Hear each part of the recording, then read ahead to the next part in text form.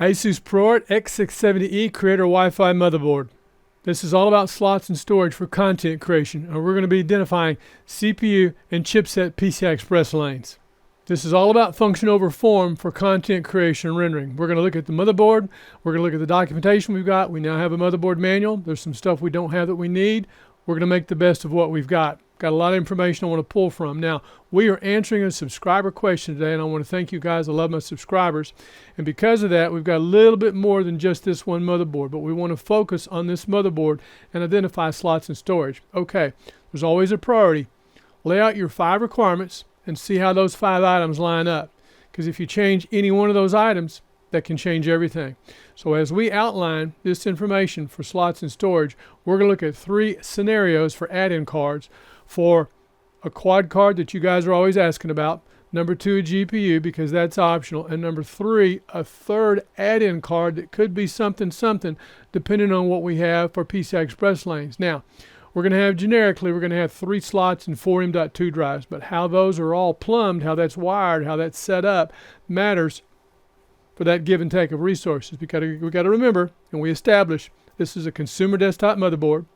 We're talking about technology here that has come from the high-end desktop and from the workstation, which actually started on the server and has trickled down. And so the things you guys want to do, number 1, we have to have a 16-lane slot, and number 2, we have to have, what else? Bifurcation in the BIOS. That's one manual we don't have is a BIOS manual. I'll show you the link. Another piece of information we don't have yet from ASUS is information about the bifurcation chart, which this will be listed for later. I'll have that information listed in the description for the video. There's always, give and take. Now, if somebody were to ask who had the best documentation, for this particular chipset right now, I would have to say number 1 would be Gigabyte, number 2 probably ASRock. Both of those have block diagrams. Both of those block diagrams are different. We'll get more into that.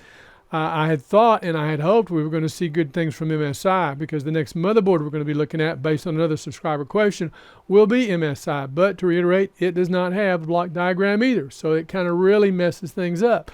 But we have more information this time to put together because AMD has finally decided to give us more information about not only the CPU, but the 2 things that we need, CPU PCI Express lanes and chipset. Now, there's 2 different numbers we're going to be looking at for those 2 numbers. Total numbers that they account for, but I say it's more, and I'll explain that as we go. And the actual usable lanes. When we hit the usable lanes, game over. And we have that for the CPU and the chipset, and how that works matters. Because when you guys want to add a quad card for the first scenario, first thing we have to do is not only have a 16-lane slot, but it has to be CPU lanes because we have to be able to bifurcate that. So when you run out of lanes, that's it. And because this subscriber question that we're getting ready to take a look at asks about something else, the first part of his question, which relates to Intel, I'm going to save that till I get through with this motherboard because we're all about this motherboard first and foremost. And I got to tell you, every one of these motherboards is absolutely fascinating. Generically, they're all the same, but when you get down to the specifics, the nitty-gritty, prioritize. What's more important, slots or storage? And I say storage because storage is broken down into 2 avenues, 2 different technologies. Is it an M.2 connector or is it SATA? It's interesting how those priorities have changed, and they're going to change again. Now, I'm going to interject this right now.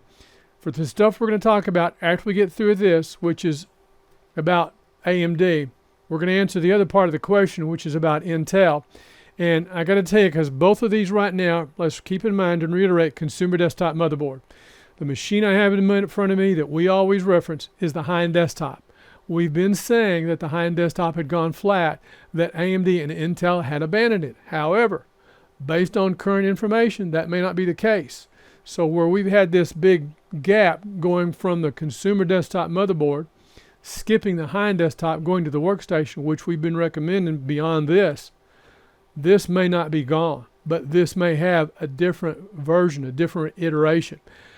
Too early to tell, but based on some of the information we've seen that we're going to share with you, we'll let you read it. We'll have the descriptions, and you can decide for yourself. Now, based on a consumer desktop motherboard, we stop at 16 CPU cores. We're going to put out some numbers as we talk about this, where because of 16 CPU cores, when we get to a high-end desktop, we have more CPU cores, but we have more resources. We have more PCI Express lanes. And when we go to a workstation, we have copious amounts of that. So what we're going to do is make a comparison where we talk about 16 CPU cores with 24 usable lanes, but actually 28 lanes. So keep that in mind here. But when we're talking about on the workstation, where we go, could be 16 cores, but we're going to put a number out that's going to double that, which will be 32 cores, and we're talking 128 lanes. So when you want to compare apples and apples, let's do some apples and some fancy apples. And keep that in mind as we're talking about this. Now, as I said, I want to interject and I'll reiterate. PCI Express 5 is a stepping stone. PCI Express 3, PCI Express 4, I have seen as vertical movement. I don't see that with PCI Express 5. I see PCI Express 5 right now more as a lateral movement, horizontal movement. And the reason I say that is because what's happened with PCI Express 6, which we're going to see in a couple of years, that is vertical takeoff. That's going to blow everything else away because of two technologies I'll tell you about right now. CXL and a new spec for NVMe that's going to change the way we're doing everything. So we have to take this lateral movement right now, or excuse me, someone does. The question is who? Are you satisfied with this based on what you're being fed? Breadcrumbs. Because you're not going to see anything with PCI Express 5 on the high-end desktop right now. Got to interject that. Or on the workstation. So when it comes time for those, are we going to see PCI Express 5 that's here, or are we going to see it here and here? I'm going to say that I expect we'll probably see PCI Express 6 based on previous technologies I won't get into because that would be a whole other discussion separate. The comment we need to read right now to get into this. And this comment is on one of our videos, and this is the Gigabyte X670E, Oris Master Slots and Storage. And this comment is from the Right Network. Well, my friend, the day is upon us, so of course I had to come and get your thoughts, hopefully. 13th generation Intel chips, Z790 motherboards, and more pricing on some of the other X670 motherboards. I'm a big fan of the ProArt motherboards, and I'm considering getting the X670E ProArt. It's priced at $500. I'm just a little iffy on AMD's new CPUs. I'm hoping ASUS makes a ProArt Z790 at a similar price point because the new Intel chips seem great, but only time will tell. As always, love your content and love gaining more and more knowledge with every video. And our first response, hi, the Right Network. Welcome, I'm honored, excellent questions, and impeccable timing.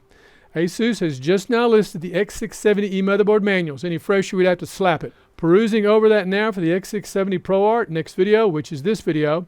Give me a few days to sort that out. I need a little time always to read through the documentation. I always like to read them at least 3 times. To reiterate, we also now have AMD CPU published specs, which we did not have last time, which will be better than previous speculations. We can touch on the Intel Z790 ProArt as well, since we're answering a subscriber question. Stay tuned. And his response, awesome, thank you so much. I'll be looking forward to that video. It's an exciting time for PC enthusiasts for sure. I'm hoping those M.2 Generation 5 NVMe drives won't cost an arm and a leg as well once they're released. That's a good point. And now here we are today, and we're going to start with the motherboard. And we're going to start with the second part, which is the title of this video about this motherboard for the ASUS ProArt. And I got some comments about the ProArt I'm going to add. Before we get started on the motherboard, I like what ASUS has done with ProArt as it relates to monitors, where you can get an entry-level color grading monitor, but I also like what ProArt has become with professional grading monitors. So my point is, I would like to see ASUS, my opinion, do with motherboards what they've done with monitors. What that means, not only a consumer desktop motherboard, which they do amazing jobs with for content creators, but I'd like to see something on the high-end desktop or the workstation. ASUS has a Threadripper Pro WRX80 workstation motherboard. Why not something ProArt? It's pretty close, but it's not identified as ProArt. I'm just saying. So I find it fascinating that all this stuff with ProArt is on this level, but not on these other 2 levels. I'd like to see that. They do it with the monitors. To the motherboard. We are on overview, and we're going to focus on these 3 slots. And I like this drawing as we'll go into the manual next. Slot number 1, PCI Express 5 by 8, PCI Express 5 by 16. And if you notice the line here, because that says by 8 first, as we look at this, we have 3 slots. Slot 1 is a 16-lane slot by itself, but when both slots are used simultaneously, because we have limited PCI Express resources to the CPU, those 2 slots then used simultaneously to reiterate are each by 8 lanes each. And that 3rd slot is PCI Express 4.0 by 2. So before we get into the motherboard manual, because we don't have the block diagram, we've got CPU lanes and we've got chipset lanes. And what we're looking at on these slots, 3 slots, 2 slots to the CPU, 1 slot through the chipset. That's why anything that's PCI Express 5 is going to be to the CPU. Anything PCI Express 4 is going to be through the chipset. It'll be PCI Express 4 and below, depending on the resource allocation, depending on the device. We'll get into some of that, because we start with slots and storage, then we move to divide the storage from M.2 connectors to SATA. It's always interesting to see how that stuff's allocated. Sometimes it's shared. So we look at shared bandwidth, and as we go through shared bandwidth and look at bifurcation, we get to the point where we say, okay, here's an easy count for what we have to the CPU for PCI Express CPU lanes. And we're going to go to AMD now, and the information they've got is golden. And we will come back to this motherboard in just a minute. We're going right to the AMD Ryzen 7000 desktop processor, consumer desktop processor. We're going to go down to specifications, and what we're looking for are the 4 processors that have been listed, and we'll point out, and to reiterate, we can go as high as 16 CPU cores, fast cores, and the graphics core count are 2 GPU cores, which is not amazing, not exciting, but still we need to point it out because it's going to matter. So we need to go straight into the Ryzen 7950.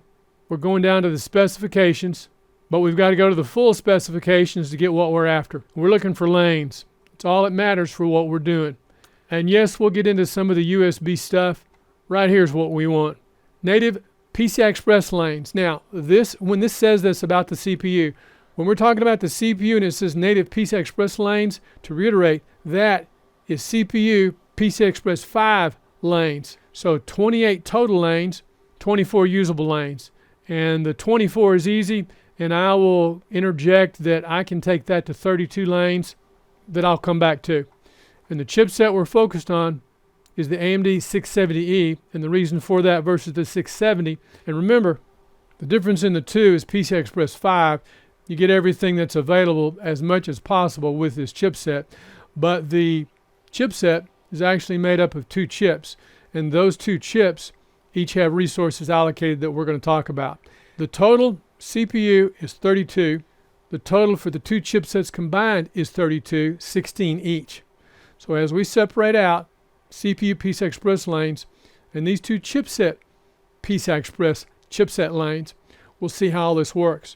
Now, as we look at high-value targets, or what we call items that use a lot of resources, again, starting with slots and storage, the next item would be anything that's high bandwidth, such as 20 gigabit USBC, USB 4, or the LAN, which is 10 gigabit USB-C when it's available, depending on how it's allocated. If we know the chipset, and that matters, because it could be 2 lanes, it could be 4 lanes, depends on the chipset. You have to look at all that stuff. Everything matters. So it's hard sometimes to figure out, hit or miss, what the total lane count is, which I have never done before. But since we've been looking at this chipset, I'm absolutely fascinated with trying to figure that out. Again, I can show you on that CPU, as we look at the count, where it gets to 32, even though AMD is only telling us 28. But I'm going to take their number, because as the comparison we're talking about on the consumer desktop motherboard versus a high-end desktop, or if we were talking about the workstation, which we're going to reference, 16 cores, 28 lanes, 32 cores, or 16 cores, but 32 cores is what we're going to reference with 128 lanes. Keep that in mind. And the additional lanes on the motherboard for the chipset, 12. Now, this identifies 12 lanes for the chipset, but that's not all the information. We have an article from Tech Power Up that we've talked about in the previous, that we'll have the link up here. I'll show you right quick, that talks about the 2 chips as referred to as the Promontory 21, which you have your primary and then your secondary chipset. The primary chip has 8 usable lanes. The secondary chip has 12 usable lanes, but each one of those has a total of 16 lanes, and the 2 combined is 32. but it's hard to figure out the count unless you know specifically, which is one of the reasons for the block diagram, if it's acknowledged, how many lanes. Now, depending on whose block diagram we look at, which we don't have, but I'm going to reference it, depending on how you read the map, because there's never a key legend, it can either be according to the bold black line or it can be according to resources left and right. But what you want to pay attention to are anything in a key map, the legend in a block diagram, anything that identifies how many by whatever, how many lanes a resource is using, like a slot or a connector. And SATA ports are a given because each SATA port is one PCI Express lane. So that's something else to keep in mind, how resources are allocated. Back to the specs. And we didn't have this last time, but we do this time. Okay, we can do NVMe, RAID 0, RAID 1, RAID 1 0. We'll come back to that. Maximum memory supported 128 gigs. We're going to get into that. But this references USB-C support. It references 10 gigabit, 5 gigabit, 480 megabyte. So USB 2, USB 3, and then we have on 10 gigabit could be, and we don't know until we look at the motherboard because it's again a difference in design versus implementation.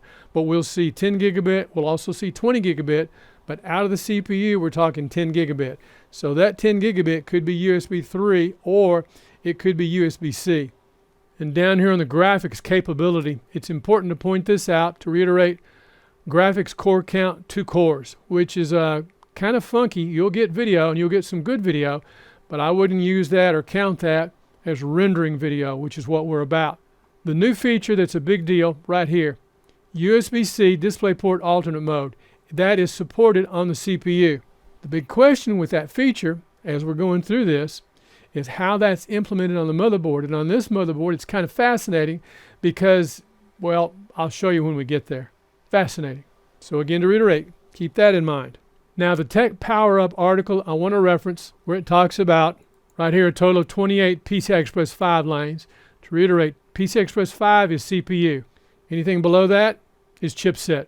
There's also talk here about the Thunderbolt 4. I want to point that out now because that can be either the Intel Maple Ridge, and that particular chipset is relevant, or it could be the AS Media, which is specifically USB 4.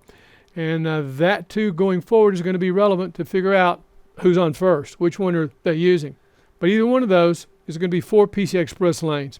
And based on USB 4 version 1, because there's already a version 2, if I can find the information, I'll get it up for you. But based on USB 4 version 1 on these chipsets we're talking about, and I'll show you a reference for that, this is right now PCI Express 3, 4 lanes. Version 2 is going to be PCI Express 4, 4 lanes.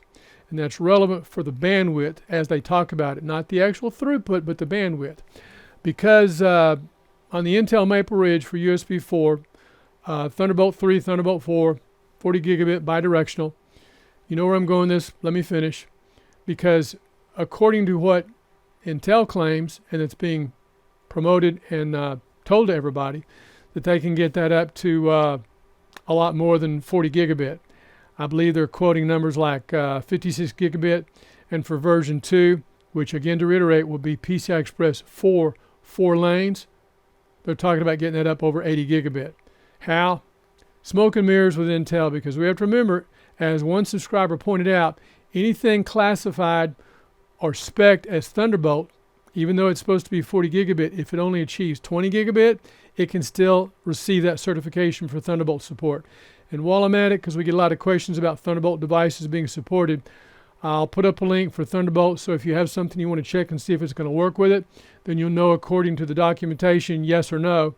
And that's the first place you want to reference when you're asking, will my device work with USB 4? It depends. I would first reference that list from the technology forum. If it's not there, more than likely it won't. So I had to put that in there because we get questions about it. But as it relates to the chipset and what's going on and the lanes being used, either way it's going to be 4 lanes, and we need to look at how that's allocated.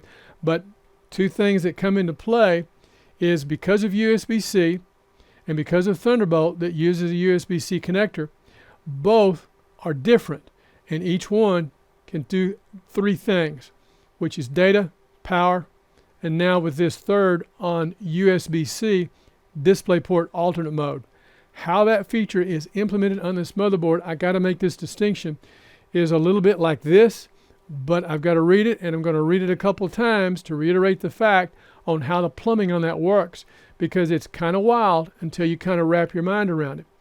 Remember, whether you're talking USB-C or whether you're talking Thunderbolt, either one of these technologies is a routing technology. They can route data, they can route power, but if you want to get the full power, then the other thing we're going to be looking at on a motherboard is there a separate connector on the motherboard that should be next to the USB-C connector, which means to the front, that gives you the power to get up to 60 watts. If it's not there, it ain't going to do it. And you're looking at like, what, 27 watts. So, you know, all these things are give and take. It's quite a fascinating mix as we stir this pot. So all these things to keep in mind, and all this documentation we read, I've read it more than once, but that doesn't mean I know it all. I only know enough to know that I need to know more, and that's what we're trying to share with you, what we discover. Fascinating stuff. And I wouldn't really call this a deep dive. We're just trying to cover the basics. And what I really came here for, once I got through once we get through the CPU lanes, is where we sit with the chipset lanes. And on the primary chipset, there should be 8 usable lanes. And on the secondary chipset, right here, there should be 12 usable lanes. So I know what AMD says, I know what this article says, and I know what we've seen with the block diagrams. So I want to share with you what we know, what we've discovered, but everything is about test and verify. And it's for you to also check, because consider the source. We don't know it all, but we're going to share with you what we do know and what we've discovered. Fascinating stuff. Details matter. Okay, back to the motherboard. To reiterate, here we have 3 slots. Now let's go look at the manual. And for this manual, we have 7 talking points we want to get into. So we're going to first thing go to contents, which should be page 3. We're going to look at the specifications. We're going to look at shared bandwidth summary. We also need to look at the motherboard layout. To reiterate, no block diagram, which is kind of a bummer. I like to start with the motherboard layout. I like to see what's what. Starting with slots and storage, 3 slots, PCI Express with 16_1, 2, and 3. And then, of course, the M.2 connectors right here, M.2_1, _2, _3, and _4. Now, we're going to get into a bit of a consternation here when we're looking at M.2_3 and PCI Express with 16_3. We're going to come back to that. While we're looking at this, let's make note of our SATA ports, of which there are 2 on the far right side and there are 2 on the bottom. Total of 4 SATA ports. Let's go back up here to the front panel USBC connection, and if you'll notice, there's power delivery, which is right next to the motherboard connection for your main power. To reiterate, this power delivery is to get full power to that front connector for USB-C. We may also take a look at the I/O panel. Now from looking at the 3 slots, and I love that they have identified them accordingly.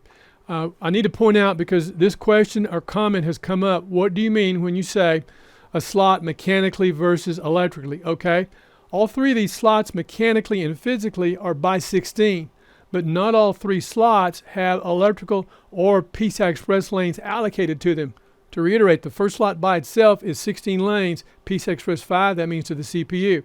But when these 2 slots are used simultaneously, even though physically and mechanically they're by 16 or 16 lanes, there's actually only 8 lanes, because you have to split 16 between the 2. So these 2 are going to be 8 lanes each. So our first scenario about a quad card that we're getting to is, how do you put a quad card in that slot and still use this? You don't. If you're going to put in a quad card, for our first option, for our first add-in card scenario, it has to be in that slot by itself, nothing else. You have to forget that slot 2 exists.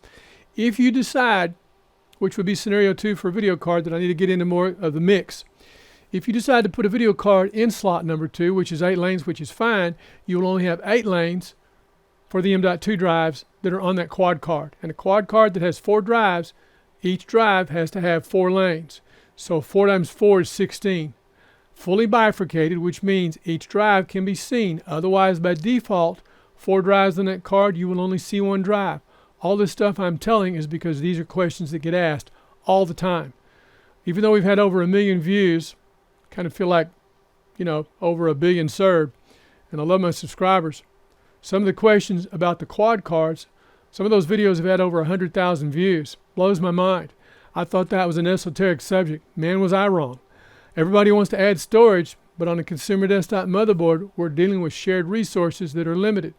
So if we have 24 lanes that we're going to account for that we can allocate, right now we're only talking about 16 lanes, and we're trying to add a quad card that, number one, is a quad card in a 16-lane slot, but number two, you got to bifurcate that slot in the BIOS. And because we don't have a BIOS manual, I'm telling you about it. I'm going to reiterate the point so you'll know what to look for, but I can't tell you where it's at. It'll be under something with slots, and it'll be slots to the CPU. Because when we bifurcate a slot, that's only CPU lanes, that's not chipset lanes. Chipset lanes can have an M.2, but they can't have a card that we can bifurcate slots on. So, to reiterate, if you put a quad card in there, and if you can fully bifurcate the slot, which I expect, and if you put a GPU on the second slot, what's going to happen with those 4 drives? Once fully bifurcated, you'll see 2 drives. What's up with that? Now, PCI Express 3, PCI Express 4, or PCI Express 5. The only PCI Express 5 quad card that's been announced that we know of right now is the Gigabyte Aorus Gen 5 AIC for add-in card. It's been announced, but I expect it'll be a year away, and the reason I say that is because Gigabyte announced an 8-drive card, yes, 8-drive, which looks like based on the High Point card because it has a Broadcom PLX chip to do the lane switching, which means there's a difference in a card that you would put on this motherboard that requires motherboard bifurcation versus the card I've just mentioned. 2 from Gigabyte, the one that takes 8 drives, is a self-bifurcated card, which means it does not have to have motherboard bifurcation, but the requirement is it has to have a 16-lane slot. Okay, I'm telling you about that card because it was announced a year ago and it's still not out. So I expect this card I'm telling you about that's been announced, that I'll have a link in the description, is going to also be in that same time frame. It's going to be a while, which I expect any motherboard that has an add-in card that we're going to address as we get to number 3, because I'm not through with number 2 yet. It's going to be a while before that card is out. The first ones will probably be ASUS or Gigabyte. The last one will probably be MSI because they've been really slow to bring some of that add-in card stuff out. They make more money selling motherboards than they do add-in cards, so that's kind of where that sits. And the next motherboard we're going to look at is going to be an MSI motherboard. I'll interject that, same chipset. Fascinating. And again, no block diagram to reiterate that. Okay, 3 slots, first scenario, that's what's going to happen with a quad card.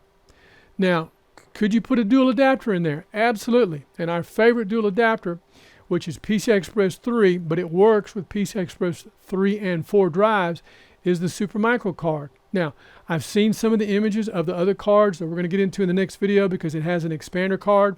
There's a lot of different flavors of other cards out because of PCI Express 5. So when someone says, I built a machine for somebody, and this is a comment that came up, they don't want to use their whatever card, whether it's a dual adapter or a quad adapter. Will that, for that machine, work on my motherboard? Well, it depends because of slots and storage with PCI Express resources as it relates to CPU PCI Express lanes and chipset PCI Express lanes. We got to sort all that out. You can't just throw it out.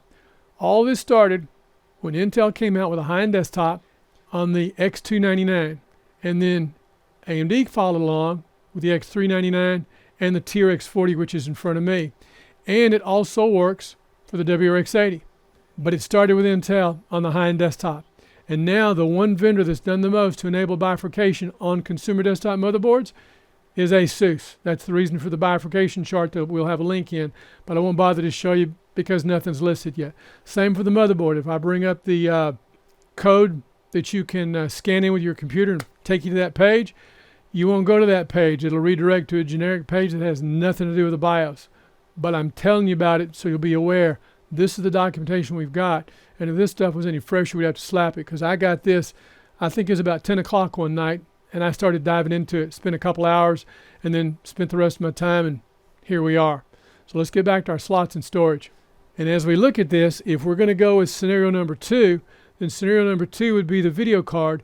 It could be in either slot, but then your choice is not a quad card in this slot. It would have to be a dual adapter. And right now, PCI Express 3 or PCI Express 4. The signaling required per a PCI Express 5 adapter is very, very different. If you go that route, you got to be able to find one of those cards. So to be able to use both those slots simultaneously, and while we're talking about this slot that's PCI Express 5, We also want to keep in mind the new RTX, whatever you want to call them, the RTX 4000 consumer desktop video cards that NVIDIA's come out with. Absurd prices. I've seen the slots right now that they're looking like going to be 3.5 to 4 slots wide. Lenovo has announced one that's 4 slots wide. That's humongous and that's ridiculous. So number one, they're wide. Number two, more importantly, they're not PCI Express 5, they're PCI Express 4. What's PCI Express 5 on the card is the power adapter, which only allows for 30 insertions. So all these things we're going through and outlining. If you're buying this for PCI Express 5 for a GPU, it's not going to be NVIDIA right now. But it might be AMD as they get things figured out and fixed up. But right now, AMD is addressing, and I'll put a link up since I'm mentioning it, about the OpenGL driver. So we're going to see a performance improvement on any AMD GPU that's going to be using the OpenGL driver. So for content creation, for rendering, I'm stoked, whether it's a consumer card or the professional card. But if you got to have CUDA cores, you're dropping back PCI Express 4. It'll be an RTX whatever consumer. And my opinion to that is I prefer the Pro cards because of the driver stability from NVIDIA. But that's another conversation. Right now we're dealing with PCI Express 5, and we're talking about slots, and we're talking about storage. So we've gone from a quad adapter to a possible dual adapter on PCI Express 3 and 4 or PCI Express 5. Got to make that distinction because when you're talking about the speed, which I'll get into in a minute, matters greatly as we talk about the M.2 connectors. But to get a good view of those M.2 connectors, we have to go to the motherboard and taking that full screen, of which there are 4. Now from here, to better identify resources on these 4 drives, we're going to need to go over to the specifications and dig through some of that. And the specifications, going from the top down, a Ryzen 7000 processor, we've dealt with that. And as far as the CPU support list, this supports all 4 of those. 128 gigs of memory. One of our subscribers has interjected, and I'll leave this so you can look at this instead of me. And the memory controller problem that we had experienced on the Ryzen 5000 series processor apparently has been solved. So now you can put 128 gigs of memory on this motherboard and not take a performance hit with those CPUs. So that's good news. And this motherboard says it supports ECC, which is fascinating. Nice for those that want it. For a consumer desktop motherboard, that's a step in the right direction. And it'll support the AMD profile for the Expo, and I'm sure it'll still support the XMP, although it does not say so. And the distinction here on the memory, non-ECC unbuffered DDR5 supports the on-die ECC function. So that's the detail on that. Now the video. This is important. USB 4 ports, and we're going to figure out the chipset, they tell us, on USB-C. And this is where it gets kind of tricky. Output at USB 4 underscore EC1 and USB 4 underscore EC2. Each requires USB-C to DisplayPort adapter cable. We're going to look at the I/O panel, and there's some details about how that works. VGA resolution support depends on processor or graphics card resolution. Processor meaning the video coming out of the CPU. That matters. Now this says this will get 8K 60 with DisplayPort. That's pumping a lot of data. We'll come back to that. Okay, to reiterate our slots, 2 PCI Express 5.0 slots by 16 mechanically, electrically by 8 and by 8 if used simultaneously to the CPU. Through the chipset, 1 PCI Express 4.0 by 16 slot, mechanically, electrically, that's 2 lanes with 2 stars. What does that mean? Okay, first of all, there's a bifurcation table. I told you about that. I'll have that link up. It's not listed yet. Hopefully it will be soon. Now, that third slot, which is a PCI Express 4.0 slot, PCI Express plus 16 underscore 3 shares bandwidth with the M.2 underscore 3. Well, isn't that special? So this is where we talked about allocation of resources, about slots and storage, what's your priority. Sometimes motherboards will reallocate SATA ports. Sometimes they'll reallocate lanes because it's lanes either way. To reiterate, SATA ports or lanes on an M.2 connector. With this, it happens to be lanes on an M.2 connector. Now, I get that there's only 4 SATA ports, but for the quality and the caliber of the technology we're dealing with, I kind of think I would have leaned the other way, meaning I would have rather had just 2 SATA ports instead of 4 SATA ports, because 2 SATA ports I could live with. It's more important to me to have 4 M.2 connectors, and to have 1 M.2 that would reallocate 2 lanes cuts the bandwidth on the throughput of that slot, which I'm still going to outline as we look at CPU PCI Express 5, chipset PCI Express 4, and how that plays out. Okay, total support 4 M.2 slots and 4 SATA 3 6 gigabit ports. Shows our two M.2 drives, M.2_1 and 2 to the CPU, PCI Express 5, 4 lanes each. And here's the special part, M.2_3 and M.2_4. The distinction being, M.2_3 supports PCI Express 4x4 mode with 2 stars. And those 2 stars, right down here. To reiterate again, bandwidth, M.2_3 slot, or connector as I prefer to call it, shares bandwidth with PCI Express bus 16_3. When PCI Express bus 16_3 is in operation, after adjusting the BIOS settings, the M.2 slot will only run at PCI Express by 2 mode. So let's think about this for a minute. I got 4 M.2 connectors and I'm thinking about RAIDing. I would not RAID the 2 to the CPU or the 2 through the chipset for 2 reasons. One, because there's going to be some difference in latency, but another reason is because the big one, PCI Express 5, these are PCI Express 4. Now, PCI Express 5, we expect is going to do the same thing PCI Express 4 has done. There have been 3 generations of M.2 NVMe drives, 5,000, 7,000, and 7,200. For PCI Express 5, the spec can go to 15,000 megabytes. We expect that'll be generation 3. The first generation is going to be 10,000 megabytes, something in between for generation 2. Okay, why that matters, if you have 2 drives here that are at 10,000 megabytes, and if you have 2 drives down here that are, say, 7,200 megabytes, I wouldn't RAID those because of those speed differences. Leave these 2 and these 2 separate. Now, of these 2 down here, if I lose 2 lanes on one drive that, let's say, is 7,000 megabytes, then that drive that goes from 7,000 megabytes per second drops down to a PCI Express 3 speed because it's only using 2 lanes, which puts it at about 3,500 megabytes per second. So the point being, you have to decide slots and storage. What's of greater importance? Do you forget that third slot exists, which is 2 lanes, or do you forget that one M.2 drive doesn't exist because it's going to reallocate 2 lanes from that M.2 connector to that third slot? Options. You got all these connectors, you just can't use everything at once. It's give and take. And that's an interesting conundrum for the choice they made, and I get and I understand it, but I've said my piece on my preference. If there had been 4 SATA ports plus 2, then they'd have done it. But because there was only 4, which is 2 plus 2, I understand why. To give you at least 4 SATA ports. And remember, each SATA port is 1 PCI Express lane. So 4 SATA ports, 4 lanes, reallocating 2 of those would have made a whole lot more sense than reallocating 2 PCI Express lanes off of an M.2 connector, based on the technology as we're moving forward. So it's always give and take. I like the ProArt, but given the fact that this is ProArt, and for everything I've just said, that's why the allocation ought to be that way instead of the way it is. My 2 cents, but what do I know? Fascinating choices. Now, the next high value target that's listed here is the Marvell Acution 10 gigabit Ethernet. That's using, and on the surface that would be 4 lanes, but that could be 2 lanes. But here's an example where we don't know the chipset. So when one of you guys gets a chance to plug this in, and if you can look in the driver, maybe you can tell us. I have not been able to figure it out yet, which chipset that is. It's nowhere in the documentation, but I'm going to keep looking, and it matters. Because if we knew the chipset, we could go look at it, and according to the specs on the chipset, it'll tell us how many lanes. Now, if this were an Intel chipset for 10 gigabit, it's strictly 4 lanes.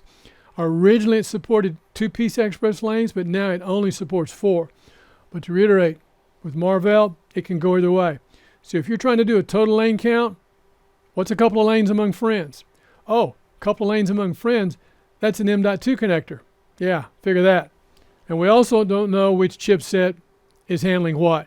More than likely, anything SATA, as it's relegated to the lowest tier, will be on that bottom chipset. And anything of a high value primary would be on the primary chipset. And I would put the Ethernet also on the secondary chipset. What we need to look at now, as we go down this list, Wi-Fi would be 1 lane, lots of USB ports, but right here. This matters because this is USB 4, and that JHL 8540, that's Intel. Now, if we didn't know the specifics about the other information about DisplayPort, I can make a statement about where I think that's connected, but because of the connection with DisplayPort, I got to hold my thoughts on that because I could be way off base. All that matters is what I'm going to show you as it relates to this, how display is routed out of that USB 4 controller. First thing I want to do is I'm going to show you the chipset so you understand what we're working with from Intel. Okay, to reiterate, Intel JHL 8540 Thunderbolt 4 controller, formerly known as the product Maple Ridge, and right here, port configuration dual, 2 ports. PCI Express configuration right there, by 4 generation 3. So that's PCI Express 3.0, 4 lanes. And there have been 2 chipsets to do Thunderbolt 4, but now this Thunderbolt 4 is now called USB 4, just some lipstick. But to reiterate, because we know that that is 4 lanes of PCI Express 3, we know that's version 1, and that cannot be version 2 because the silicone doesn't support it. Meaning, if this was USB 4 version 2, it would be PCI Express 4, but it would be PCI Express 4, 4 lanes. To reiterate, this is PCI Express 3, 4 lanes. So we make that distinction. I'm kind of wondering about the new AS Media chipset, which way it's going to go, because that's going to tell a lot about whether it can be version 1 or version 2 as far as the information we know going forward as we look in that crystal ball of technology. So with what we know to be true, we know the chipset, we know the lane allocations. Now we need to go look at the motherboard manual and see how that works and dial that in. Okay, the first setting, this takes us to page 60, and this is for USB 4 monitor connection. And I want to show you this chart, and then we're going to look at the configuration and get a better understanding. Now keep in mind, what we're looking at is we're trying to figure out how video is routed, because whether it's USB-C for DisplayPort alternate mode, which is in the CPU because it's coming out of that GPU that's in the CPU, or whether it's from a separate video card. This drawing we're looking at is if you plug in a separate video card, because you got to route with Thunderbolt, you got to route video into it. Same with USB-C, you got to route video into it. But to reiterate, if it's routed in from the CPU, which has the GPU on board, that's one source where video is coming from. The other source is from an external video card, and that's what we're looking at right now. So this cable for DisplayPort routes video into the I/O panel for the DisplayPort in port.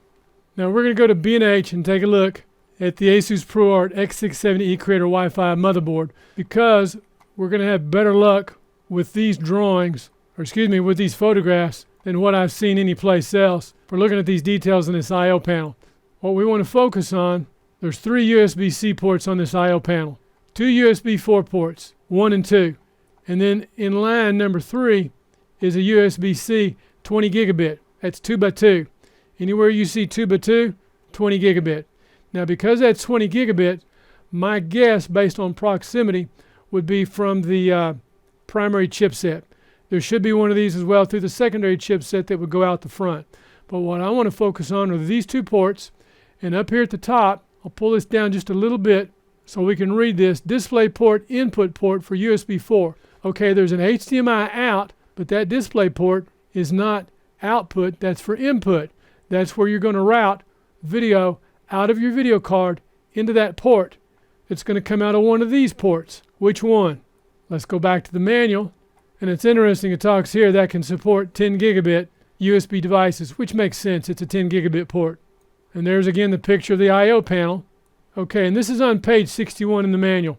And this is the most important page that you want to look at for how this plumbing works to get video out of these ports. Okay, do not hot swap the USB 4 Type-C port EC1 and EC2 ports when the motherboard is powered on. That's a no-no.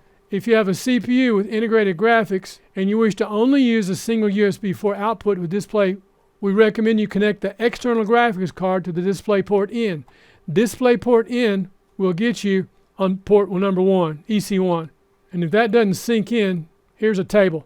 If you don't use your video card and you're only using video out of the CPU, which all 4 of those CPUs support, then you're going to get video out of either one of those ports. But if you want to route video out of Thunderbolt through the first port, you got to route video out of your video card back into the motherboard so it can come out this. And this chart shows how the plumbing works. Without the motherboard manual, this would be extremely confusing. It would be extremely difficult to try and explain. Okay, DisplayPort in, no input. Then you're going to get video out of EC1 and EC2, and it's going to be using the integrated graphics right there. If, however, you do have video in, then EC1 outputs depend on the external graphics card, but EC2 uses the CPU integrated graphics right there. So that's how that's going to work. Now, to look at the next chart, DisplayPort in to USB 4 out using a CPU without integrated graphics. And reiterate, all four of those have integrated graphics. Here's what you would get.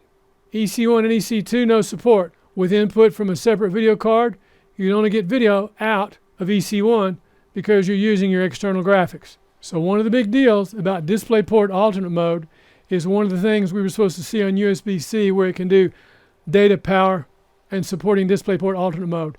How that's supported, which is in the CPU, is that's routed this way because there's supposed to be a USB-C port on the CPU, but instead we've got these two Thunderbolt 4 ports. So where the lanes are at and how the ports are situated, I've shown you what I know.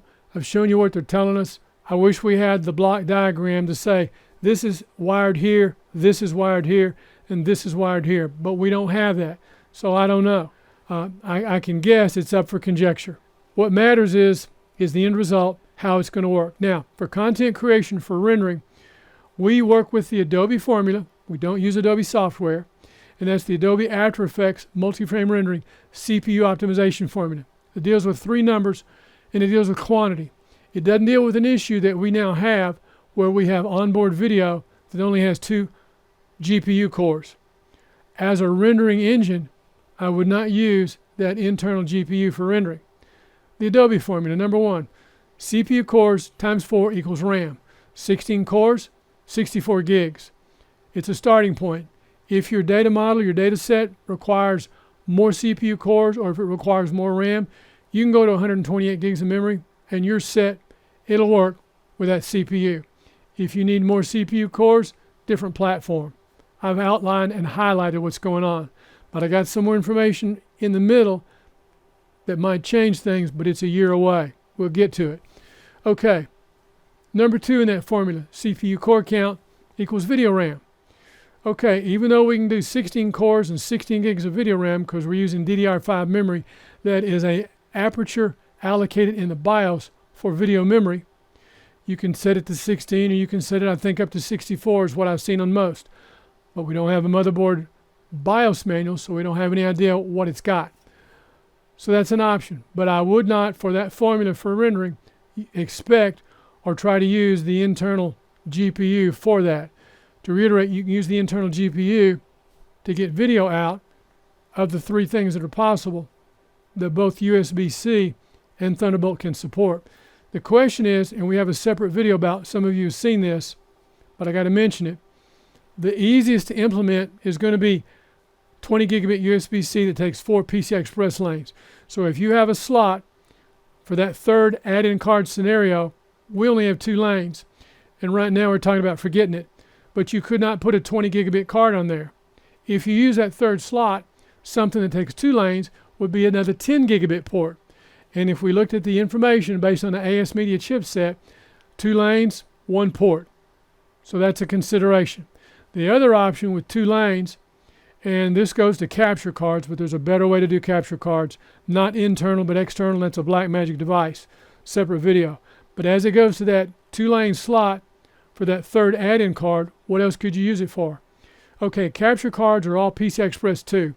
Those are some options. So it's always give and take. From my perspective, because we're talking content creation and it's about rendering, and we're looking at a ProArt motherboard, use what you've got for what you can. But for rendering, you're talking 16 CPU cores, you're talking 28 total lanes, 24 lanes we've configured. So as far as those CPU lanes are being used, that's golden, that's set. The share is whether you use the 2 slots or not. But for rendering, I wouldn't put a quad card in here. I'd put a GPU card in here for rendering.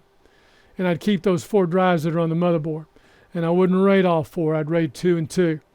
And I would forget the third slot exists because of this. So that's 3 add-in cards about slots and storage. And that's pretty much what we've got as far as it goes about how this works with Thunderbolt. What a consternation. Now, another option would be, because we're getting questions about a digital audio workstation on a machine that is, say, from 2018, because I fielded this question today, if you're going to add Thunderbolt 3 to that motherboard and it supports it, okay. But if you can't get the card because you can't source it for an MSI motherboard, then you've got to consider what are your options. We've been through Thunderbolt 3, which was easy to implement for what it is. We've looked at Thunderbolt 4 and we've talked about the difference because of the brands, that it's vendor specific to the manufacturer because the pinner, the head-out pinner that connects the device to the motherboard. And yes, you need that support so you can allocate those apertures, of which there are 2, for memory for devices that connect, which is important for audio. And if you want to try it on a motherboard that's not supported, be my guest. We'll look forward to hearing what you have to say, because I expect it'll be hit or miss. It'll connect and disconnect because the memory is not allocated correctly or enough for the device. Okay, now here we are at the precipice of USB 4, and we're talking version 1 and version 2. Version 1 is real, it's implemented, it works, it's on the motherboard. So if you wanted to use this motherboard for a digital audio workstation, I think it'd be a great option. But it's 16 cores, but there's 16 fast cores. One last part about the USB-C for a 20 gigabit port. Whenever you see 2x2, that's 20 gigabit. In the specs, we have a front panel connector, and on the back I/O panel, we also have a 20 gigabit USB-C port. This time, because we don't have a block diagram, we have identified the CPU lanes. We haven't totally identified all the chipset lanes, but I've given you enough information where you can figure a lot of that out, where you've got 8 and you've got 12, and how the resources are going to lay out on that. Without the block diagram, a lot of the information that we like to share, unless we can see it so we know what's what, that's up for conjecture. So to reiterate, 2 chipsets, there's going to be a 20 gigabit port on each one of those, a lot of USB ports. Based on the way we see the drives allocated, 2 to the CPU, 2 through the chipset, we don't know how these 2 through the chipset are configured. Are they 1 and 1? That's my expectation, but I don't know without the block diagram. Based on the way resources are allocated, on number 3 connector for the M.2, sharing resources with a slot could be number 1. Don't know. Hard to tell. I think we've covered all the specs that we can with this motherboard. My take on it is I like it, but it's a consumer desktop motherboard. As far as documentation, I prefer the other 2 we've looked at. But I like the fact that we have Thunderbolt 4 on this motherboard, so it's give and take. So if you're thinking about getting this motherboard, I think that's a solid motherboard. But what I don't like, consumer desktop motherboard. This is more about tinkering than it is about technology, because all this stuff that we're talking about hasn't filtered into these other 2. Things that filter down, I'm waiting for this to filter up. And when this filters up, then I'll get excited. But right now, we're counting lanes. So to answer the other part of your question, let's take a look. 13th generation Intel chips, Z790 motherboards, and having something on ProArt. So let's take a look at ASUS and see what they've got on the Z790. Because without information, it's kind of hard to comment about a motherboard. And right here's a list. Choose your Z790 motherboard. ROG Maximus, ROG Strix, Tough Gaming, Prime, and ProArt. And if we click on ProArt for creative professionals, right there says coming soon. So it's kind of hard to comment when we don't even have features or specifications. But we expect the same basic layout. 3 slots, 4 M.2 drives. It'll be about slots and storage as we go through and see how that's allocated. The CPU. This is really the big deal. Best thing we can do is go to the source, and Intel launches the 13th generation processor family. And this is a press release. It's dated September the 27th of 2022. And what matters, right here, 24 cores. 24 cores and 32 threads, right there. Okay, consumer desktop motherboard, high-end desktop, workstation. What have we had with a consumer desktop motherboard? 16 CPU cores. How many cores are we talking about now? We're talking about 24. So if you're asking the question, because as always, change one thing changes everything. If you're talking about CPU core count, what's more important, 16 cores or 24 cores? I'd rather have more CPU cores. I'd rather have 24 cores. So based on that one question, I'd rather have that, but there's a lot more involved. My question is, since we've been limited with 16 cores on the consumer desktop motherboard, what's happening with 24 cores? Is that going to break a barrier that we've had on the consumer desktop motherboard? Is that 24 cores going to be something on the high-end desktop? One more piece of information that might influence that thought that's also brand new. Some of this stuff, any fresher, we'd have to slap it. And this is an article from Tom's Hardware, Intel's unannounced 34-core Raptor Lake CPU. This was published 3 days ago from today being September the 30th. So I'll have a link up on this, you can read it. The point of this, 16 cores, now we're talking 24 cores, now we're talking 34 cores. 34 cores on the workstation, we were talking 32 cores. So is this new 24 core, where's it going to be? This new 34 core, where's it going to be? That's some stuff to wrap your mind around and kind of blow your mind. When we're talking 16 CPU cores on a consumer desktop motherboard, we know what the AMD processor price is going to be per core. Based on that high-end number 4 processor, $700, you know the price per core. And on the workstation, we know the price per core for an AMD WRX80 Threadripper Pro. Those are about $100 per CPU core. Okay. The other thing I wanted to share with you is if what we're looking at instead of CPUs for everybody that's going on is if we look at instead of CPU core count, which is important, what if we look at the price of a CPU per lane? 28 lanes, of which I can get 32, but if I accept 28 lanes that AMD is showing us on this CPU right now, the 7000 processor, and up here we're talking 128 lanes. If we base that 16 cores and this one on 32 cores, we get a price where they're the same. If we base this on 16 cores and 16 cores, this is an extremely better value than this. But to keep it apples and fancy apples, 16 cores and 32 cores, 28 lanes and 128 lanes, this is a better value. What we don't know what's going on here in the middle to the high end where these other two are going to be positioned. Change one thing changes everything, and we don't know when they're coming out. So it's always a give and take. We've always affirmed and assessed that we get the best value with what's going on with AMD. And as far as you're concerned about these new 7000 processors, we had that concern on the original Ryzen. That goes back, what, 5 years ago now? As anything, there's leading, bleeding, cutting, and trailing edge. And I've always said with bleeding edge, let somebody else do the bleeding. However, with the 7000 processor, I still think, and I think anything that anybody's doing with PCI Express 5 is not a vertical, but it's more of a horizontal. So you have to consider what technology you're going to embrace. For rendering and content creation for a purpose-built machine, we need something that works right now. So then you have that decision to make as you jump in the river to swim. Do you build or buy now, or do you build or buy later? And if later, there's always going to be something better. Our purpose for a purpose-built machine that we advocate is not a consumer desktop motherboard. The high-end desktop, when it existed, which may not be gone based on some of the things we're seeing, but the workstation for the WRX80. So I want to thank you for watching. My name is Gil Boyd. Welcome. This is BuildOrBuy. We'll look forward to seeing you next video. I hope this was helpful. We're out.